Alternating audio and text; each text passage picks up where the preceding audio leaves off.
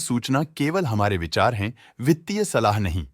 निर्णय लेने से पहले खुद शोध करें। किसी भी लाभ या हानि के लिए हम उत्तरदायी नहीं हैं।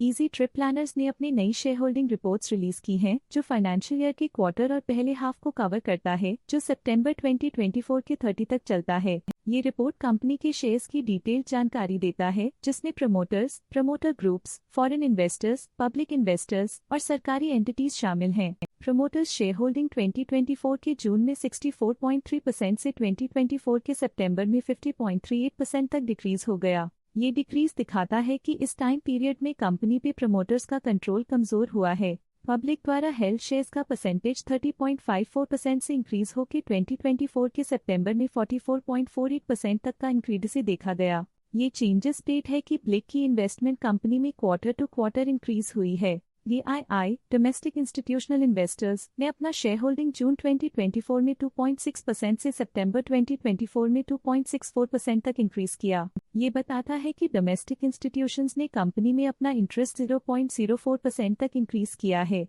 फॉरेन इंस्टीट्यूशनल इन्वेस्टर्स की शेयर होल्डिंग में थोड़ा डिक्रीज आया 2024 के जून से 2024 के सितंबर में, जो दिखाता है कि फॉरेन इंस्टीट्यूशंस ने अपने स्टेक को क्वार्टर टू क्वार्टर -0.06 से डिक्रीज किया है, जिसे पता चलता है कि उन्होंने अपनी इन्वेस्टमेंट्स को पुल बैक किया है। चलिए इन्वेस्टर्स की स्टैटिस्टिक्स पे नजर डालते हैं, जो शेयर होल्डिंग पैटर्न में फ्लक्चुएशंस का कारण बन सकते हैं। निशांत पित्ती के पास प्रीवियस क्वार्टर में बिल्कुल भी शेयर्स नहीं थे, लेकिन करंट क्वार्टर में वो 14.21% शेयर्स होल्ड करते हैं। निशांत पित्ती पिछले क्वार्टर में 28% शेयर्स होल्ड करते थे, लेकिन इस क्वार्टर में उन्होंने कंपनी से एग्जिट ले लिया है। खपरी ग्लोबल होल्डिंग्स प्राइवेट लिमिटेड की फाइनेंशियल परफॉर्मेंस में एक सिग्निफिकेंट डिफरेंस देखा गया है, जो -0.16% है। कोर मार्कम प्राइवेट लिमिटेड के पास पिछले क्वार्टर में कोई नंबर ऑफ शेयर्स नहीं थे, लेकिन करंट क्वार्टर में इनकी नंबर ऑफ शेयर्स 2.85% है। लेटेस्ट क्वार्टर में म्यूचुअल फंड स्लैश ने स्टेक होल्डिंग में इंक्रीज देखा, जिसमें 0.1% का अपटिक देखा गया।